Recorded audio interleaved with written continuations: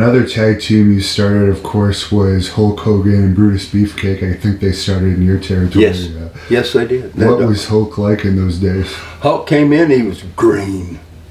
Man, I mean, and like we did with a lot of big guys, we had guys like Danny Davis that that worked training guys in Vince's school, and guys in our territory that we really thought were great workers. And when we'd get a big guy in like that, we'd marry him.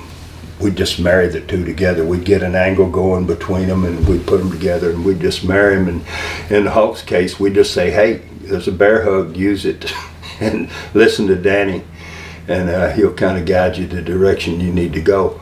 That Hulk was one of those guys that we saw immediate money in. We had difficulty getting a good match out of him, but it didn't seem to matter. And it was really crazy, because in our territory, you had to be able to back up your mouth. If you go out there and make a great interview, that's fine. But then, like Jerry Lawler or guys like that, you better go out there and follow it up with a great match. And we had a little difficulty getting that great match that we wanted, but we never got cut short on the dollar figure coming in the door. That the people loved Hulk, and they were there for him. And when he came in for us, before Eddie came in, and Eddie naturally is Beefcakes, and before Eddie came in, we had it was Harley worked with him in Dothan, Alabama. We had a building seat 5,000 more people, but we had to go to a football stadium because we probably drew closer to 15,000 people with Hulk and Harley, and we'd only had Hulk in for maybe 10 weeks, 2.5 months.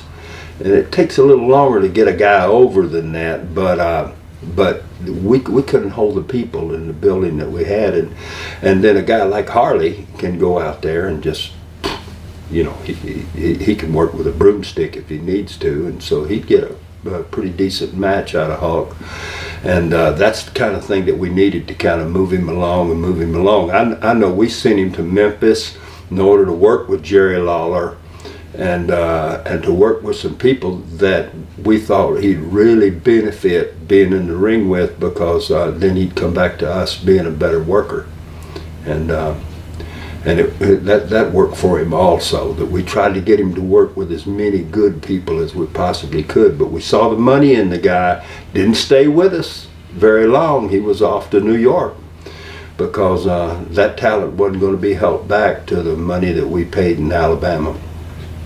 He could make millions in New York. He's on his way, and we wished him well. Everybody that went to New York, we wished him well. Did he treat you well in later years when you were both in WCW together? Yes, for the most part. You know, Jimmy Hart, his manager. Yeah. And when they came into Atlanta in WCW and started their NWO and all the stuff, I was hot. I mean, I was the hottest thing in there by far as a manager, and they wanted that to change.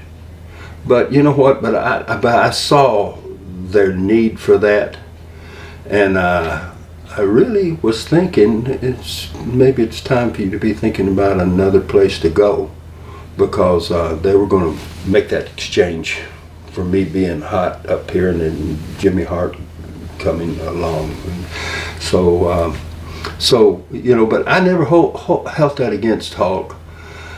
He had a lot of authority with WCW when he came in, and I knew that there might be some problems there, but business is business, and I know from running business over the years, I'm not going to make everybody happy.